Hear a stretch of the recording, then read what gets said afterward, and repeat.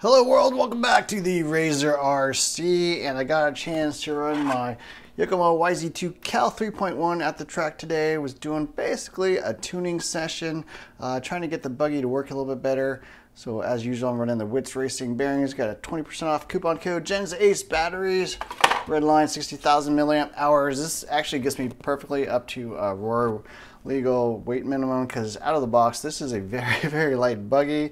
Also got a chance to run my MT44 for the first time, so I want to talk about the changes I made, how it actually ran, as well as provide some running footage. So first off, there were some changes I actually made from the kit setup. I totally forgot. I'm actually running 2-gear 5K in the rear diff fluid.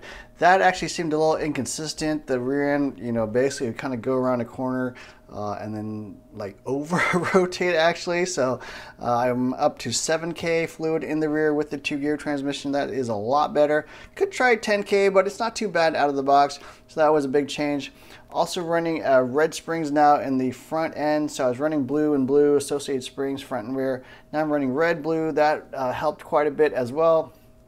Not so much weight transfer. The front end seems a little more locked in, a little more consistent, a little more precise as well, so that helped.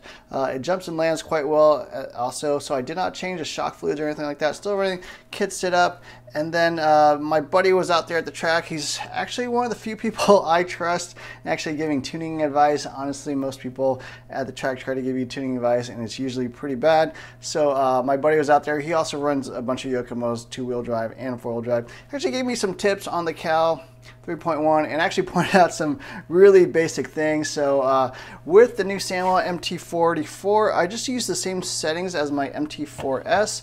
And that usually works for my different Samuel radios. They're usually exactly the same. So endpoints, trim, all that kind of stuff will usually carry over from one radio to the other.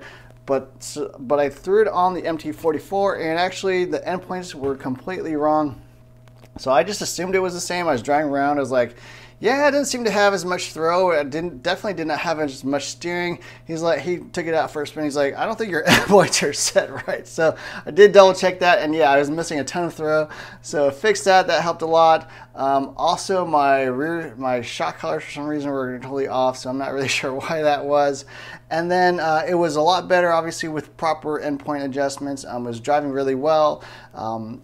I did notice a lot of inconsistency with the buggy. So for some reason, especially going from like full lean, full roll into transitioning into back to straight, I don't know what it was, but the buggy was really inconsistent. It would kind of load up, and then let go. He pointed out that, yeah, he doesn't even run a front roll bar on the front end. So I actually tried it without the front roll bar.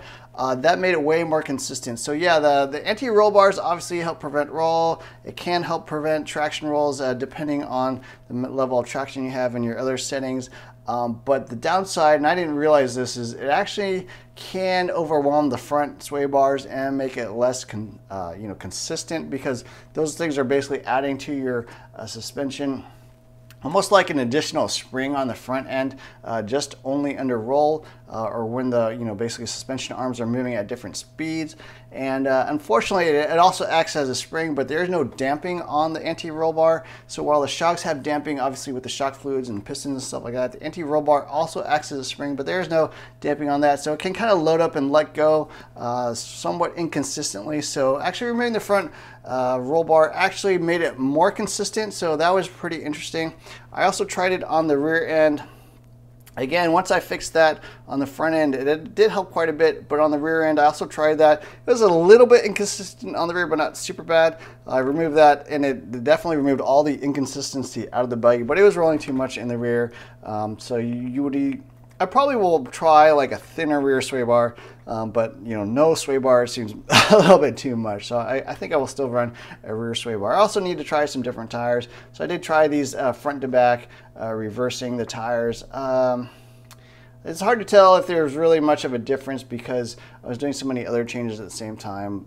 So I'm not really settled on the front tires. I actually need to pick up some Schumacher Cactus Fusion tires and throw them on the front because that's really the appropriate tire for the rear end. But yeah, the buggy is running really well. Another buddy of mine threw down some hot laps. So both these guys are much faster drivers than I am, more in the expert class, winning races and stuff like that. Whereas I'm more of an intermediate driver. He did point out that he felt like my brakes were too aggressive. I tend to like to have really aggressive brakes, but this layout was super tight, super technical, almost no real straightaways or fast sweepers or anything like that. So having off power steering, having, you didn't need massive brakes because, there's really only one straight, but he actually likes running a lot less brakes. So I tried it somewhere in between full brakes and what he had, and to me now it feels a little more consistent, a little easier to drive, of course, because it's not quite so aggressive. I definitely tend to run very aggressive brakes, but I'm sort of transitioning to trying softer brakes. It does seem a little bit easier to drive. So anyways, enjoy this running footage. There's video of me driving as well as another fast local guy, so I hope you like it, and don't forget to hit the like, share, subscribe, add notifications button, and look for more videos soon. Oh man, Better?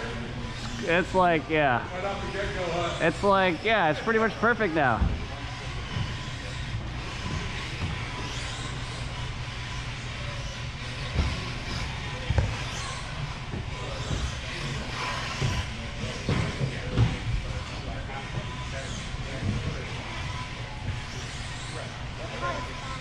It is, huh?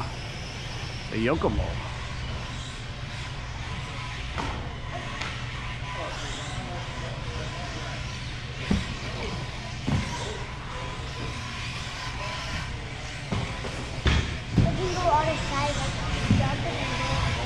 Yeah, it's so much. I know. I can barely watch it and drive it. Oh, geez. What's that? It looks like it fell, but Yeah, I was able to save it.